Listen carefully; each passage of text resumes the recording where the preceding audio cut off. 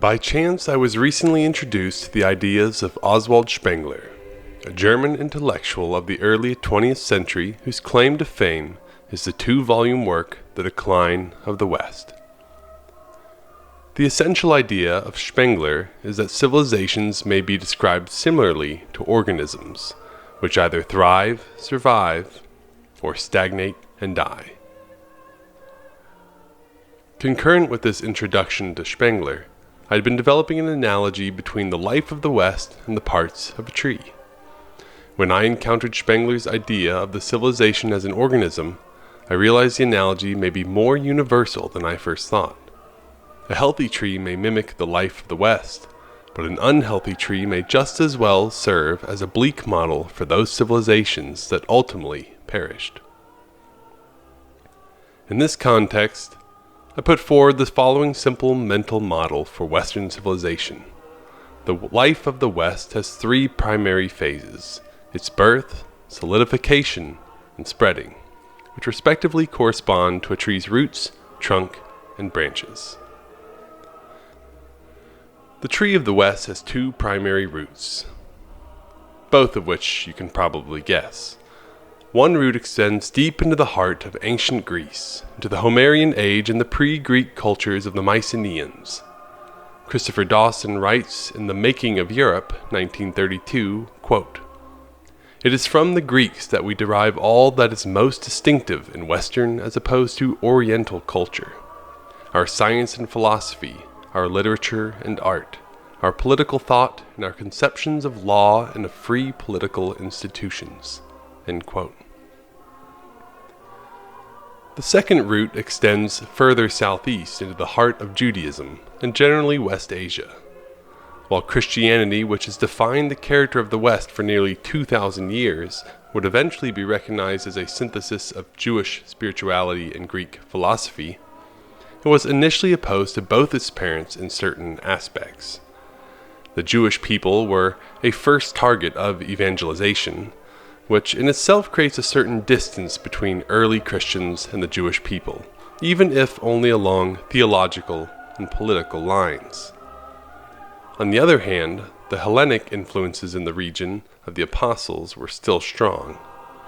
While many of the early Christians were well versed in Greek literature, Christians often defined themselves in opposition to the perceived worldly culture of Hellenism. Smaller routes extend oppositely to the north and south. The northern route infuses the influence of the Proto-European tribes of the various Germanic peoples, those of the Eastern European steppes, and the Nordic peoples. A progressively smaller but still significant offshoot of the barbarian route reaches far across the tundra of modern-day Russia towards Mongolia, representing the influence of the Huns on the European world. The southern route reaches to the vibrant culture of the Egyptians, and further east into those of the pre-Islamic Arabs. Many of the Eastern influences that became westernized, or nearly so, were of a spiritual nature. These include Manichaeism and Gnosticism that ultimately failed to displace the West's Catholic spirituality and politics. If the Arians had won the day over the Catholics in the early centuries of Christianity, the West might look and feel quite more Eastern than it does today, leading to a more homogenized European-Asian supercontinent. Although Orthodoxy won the day, fragments of these ideologies continue to resurface throughout the West's growth. Dawson describes how modern Europe owes its political nature to the Roman Empire, its spiritual unity to Catholicism, and what he calls our intellectual culture to classical tradition, with all three factors serving as indispensable elements of European unity. He writes of this third factor, quote, "Thus, for nearly 2,000 years, Europe has been taught in the same school and by the same masters, so that the schoolboy and the undergraduate of the 19th century were still reading the same books and conforming their minds to the same standards as their Roman predecessors 1,800 years before." End quote. This classical tradition of Dawson's is what Hutchinson and Adler would rebrand half a century later as the Great Conversation, which motivated the development of the highly regarded Great Books of the Western World set. Surprising to many, the last root of Western civilization is from Islam. The cultural light of the world migrated from the Roman Empire to the new Islamic cultures, which reached their heights in the 9th and 10th centuries, some of the darkest times for the West. Christendom was during this time threatened gravely by invasions of Saracens, Vikings, and Magyars. However, even on the cultural front, mainland Europe looked bleak compared to its Islamic neighbors, now spread across Spain, North Africa, and the Middle East. Dawson writes that medieval Islamic Spain was, quote, the richest and most populous region of Western Europe. Its cities, with their palaces and colleges and public baths, resembled the towns of the Roman Empire, rather than the miserable groups of wooden hovels that were growing up in France and Germany under the shelter of an abbey or a feudal stronghold. End quote. Dawson claims the West would not regain civilizational parity with its Islamic neighbors until the 13th century, and only surpass it as late as the 15th century. Nevertheless, all the world now owes early Islamic culture for its contributions to mathematics, like the decimal system and algebra from Al-Khwarizmi, astronomy, philosophy, particularly to Avicenna, and the preservation of many works of Greek origin. Islam's architectural and artistic influences are obvious around much of the Mediterranean cities to this day. Next is the trunk of the West. The West's trunk comprises the long span through the misnamed Dark Ages and the Medieval Age. The trunk emerges from the continental European soil sometime around its ascendancy in the culture of the Roman Empire. A young sapling may encounter many dangers to its life in its early stages: drought, disease, high winds, and the subtle danger in undisciplined growth. There was no drought in the early sapling of Christianity. That was solved by the blood of the martyrs. Disease, such as those the Orthodox might call Gnosticism and Arianism, was healed by the doctors of the early church, such as the iron-willed Athanasius. The Romans shielded the high winds of invasions that might have stamped out Christianity in a new barbarian or Eastern culture. Lastly, there is the subtle, self-defeating growth of an organism that dies by its own misgrowth, like a snake growing so large it can only eat its tail. More directly to this analogy of trees, some trees grow so unwieldy and imbalanced that they uproot themselves with only the slightest breeze. This is a danger difficult to protect against by the inner genius of any system of beliefs. Politically, we might think of the USSR under its system of communism.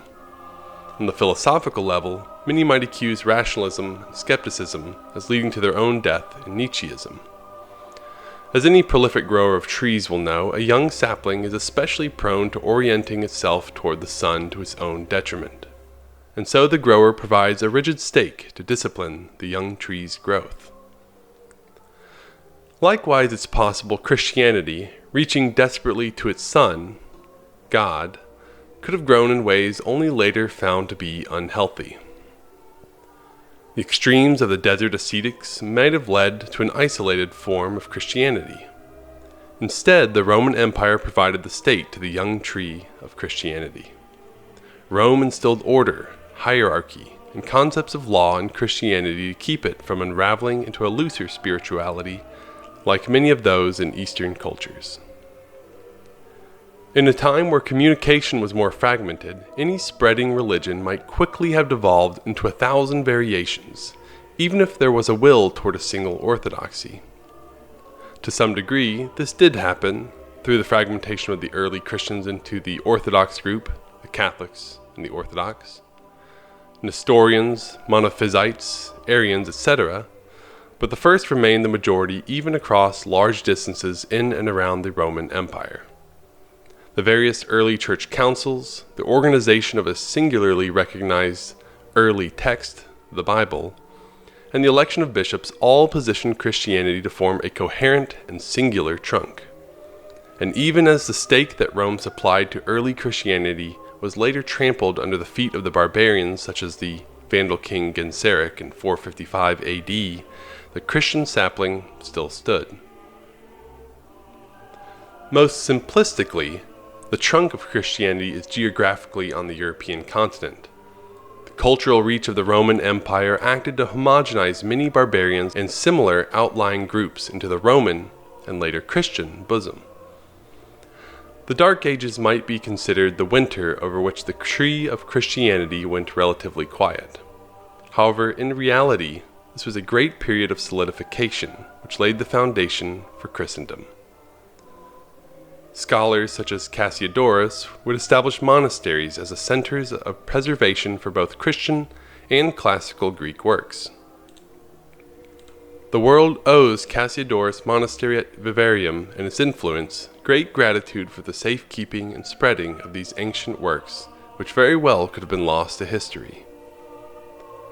Also during this time of the Dark Ages, the cultural hegemony had long since left the West, while the Byzantine Empire in Eastern Europe led the culture of the continent and preserved much of the classical works of antiquity. At the turn of the millennium, the great tree of the West split into two vigorous branches. Political and theological pressures sundered Europe into an East and West that persists in religion and culture to this day. The one universal church was now sundered into two, that of the Catholic West and the Orthodox East. Through the medieval period, and most acutely during times such as the Carolingian Renaissance, the great branches of the Catholic West and the Orthodox East would explode in growth and power.